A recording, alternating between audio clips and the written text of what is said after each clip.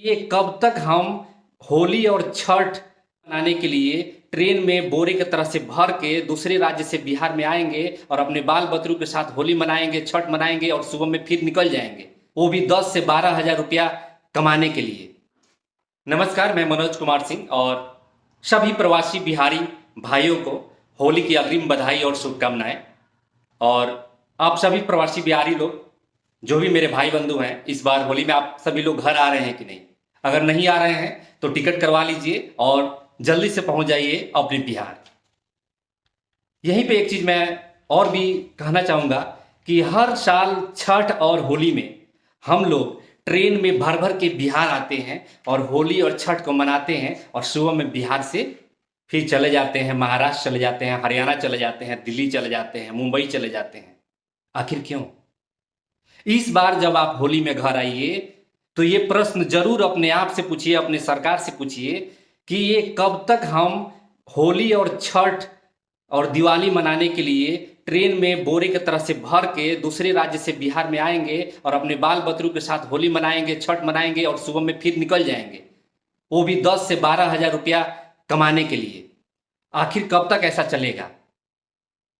इसका कारण क्या है? हम सभी लोगों को पूछना चाहिए। नहीं तो ऐसे ही 30 साल तो बीत चुका है, आने वाले समय में ये सिलसिला जारी रहेगा और हमारे बाल बच्चे जो हैं वो भी ट्रेन में भर के आएंगे होली दिवाली मनाने बिहार में, और फिर बिहार में होली दिवाली मनाएंगे, छठ मनाएंगे और फिर चले जाएंगे महाराष्ट्र में, हरियाणा में, पंजाब में। Why Bihar has no industries? आखिर बिहार में रोजगार और कंपनियां क्यों नहीं है? पिछले 30 साल में ये आप खुद डेटा निकाल करके देखिए कि फूड आइटम से रिलेटेड लगभग सारी कंपनियां बिहार की बंद हो गई हैं। 1990 के दशक में आप एक रिपोर्ट में आए, आप न्यूज में आप देख सकते हैं कि 1990 में 1500 बिहार के राइस मिल और लगभग 2000 हर जिले के लगभग शुगर मिल बंद हो गए।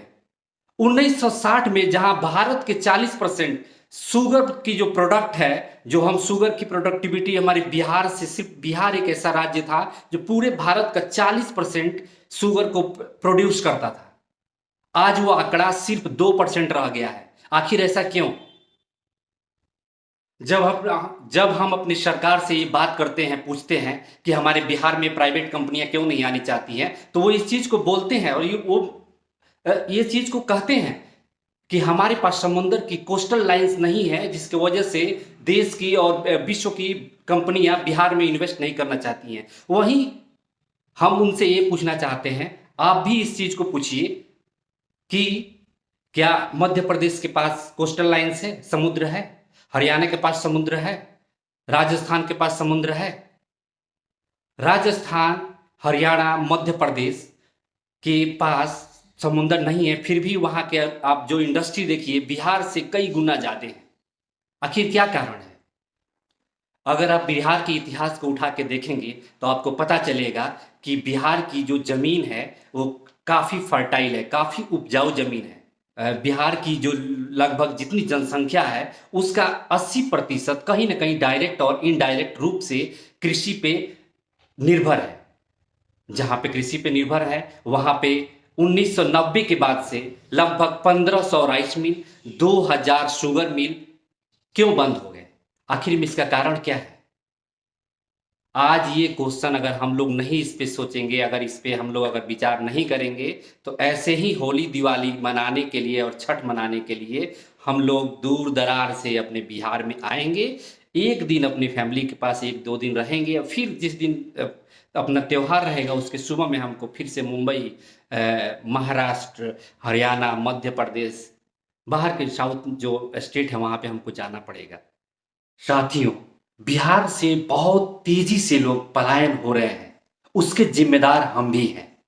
क्योंकि जब स्पेशल ट्रेन हमको मिलता है तो हम बहुत खुश हो जाते हैं अपने बिहार आने के लिए, और हम जब इलेक्शन आता है तो कहीं ना कहीं जाति और धर्म के नाम पे हम वोट देते हैं और अपनी सरकार को चुनते हैं। तो अभी भी वक्त है, हम गुजारिश करेंगे कि अपने इस जाति और धर्म से ऊंचा उठिए और एक अच्छा बिहार का निर्माण करने में अपना सहयोग करिए। हमारे इस पोस्ट का मकसद यही है कि कहीं ना कहीं हम सभी लोगों को जागरूक होना पड़ेगा और हमको तर्क वितर्क इस चीज़ पे करना पड़ेगा आखिर में क्या हो रहा है हमारे स्टेट में कि हम सभी लोगों को 10 से 12 हज़ार रुपये की नौकरी करने के लिए अपने देश से दूर दरार की जगहों पे जाना पड़ रहा है। आखिर में क्यों? आखिर में प्राइवेट कंपनियां बिहार में क्यों नहीं आना चाहती है?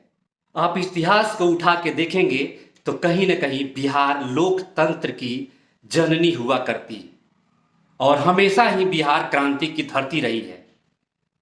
और कहीं न कहीं हम सभी प्रवासी बिहारी लोग ये मान चुके हैं कि जब तक हम जिंदा रहेंगे ऐसे ही होली और छठ में स्पेशल ट्रेन जो हमको मिलेगा बिहार जाने के लिए वहाँ जाएंगे और होली छठ को मनाएंगे और फिर वहाँ से फिर से आ जाएंगे शहर में। कभी आपने ये चीज़ सोचा है कि मुंबई दिल्ली की जो ऊंची ऊंची इमारतें हैं जब वहाँ पे 20 मंजिल 30 मंजिल ऊपर जब काम करना होता है तो अदर जो स्टेट है वहाँ के लोग उस पर चढ़ना नहीं पसंद करते हैं। वो कहते हैं कि नहीं, हम नहीं काम करेंगे, बिहार से बुलाओ कारीगर को। और वहीं हमारे बिहारी भाई लोग जाते हैं 30 मंजिल 40 मंजिल पे चढ़ते हैं अपने जान के परवाह को बिना किए हुए और उस बिल्डिंग को बनाते हैं और फिर भारत और हमारे देश का जो बिल्डिंग पूरे विश्व में उस बिल्डिंग का नाम होता है। तो हमें प्राउड होना चाहिए, हमें गर्व होना चाहिए कि हम वैसे लोगों में से हैं जो अपने जान और अपने प्राण की बिना परवाह किए हुए भारत के निर्माण में हमेशा अपना हाथ बढ़ाते रहते हैं। लेकिन जब बात आती है हमको अपने परिवार के साथ समय बिताने का, वक्त बिताने का, तो 2 वक्त की रोटी के लिए हमको अपने राज्य से दूसरी जगह जाना पड़ता है। 10 से 12 हज़ार की नौकरी करने के लिए हमको दूर दरार जाना पड़ता है। मेरे प्यारे प्रवासी बिहारी भाई लोग, इस बार जब होली में आप घर आइए तो होली को धूमधाम से तो मनाइए, लेकिन उसके साथ एक ये भी प्रश्न करिए अपने आसपास के प्रतिनिधि से, लीडर से, अपने सरकार से कि कब तक हम 10 से 12 हज़ार रुपया कमाने के लिए बिहार छोड़ के बाहर जाते रहेंगे। क्या ये सिलसिला ऐसे ही चलती रहेगी या हमारे बच्चे अपने राज्य में नौकरी पाएंगे या नहीं पाएंगे? ये क्वेश्चन सुनने में बहुत छोटा लग रहा है लेकिन ये बहुत बड़ा इसका इम्पैक्ट आने वाला समय में पड़ेगा और हम सभी लोगों को इसका नतीजा भुगतना पड़ेगा अगर आज से, अगर कम से कम अभी से भी ये चीज़ हम सोचना न स्टार्ट किए तो। मैं अपने इस वीडियो के माध्यम से सरकार के मुखिया से ये गुजारिश करूंगा कि आखिर क्या कारण है कि बिहार में प्राइवेट कंपनियां इन्वेस्टमेंट के लिए नहीं आ रही है।